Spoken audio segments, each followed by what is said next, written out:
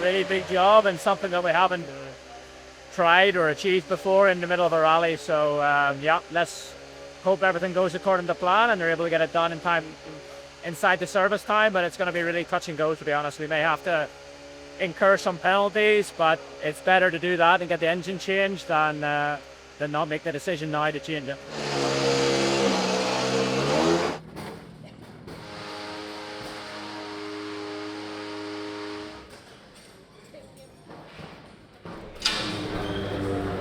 Just check when he goes out, just disconnect everything.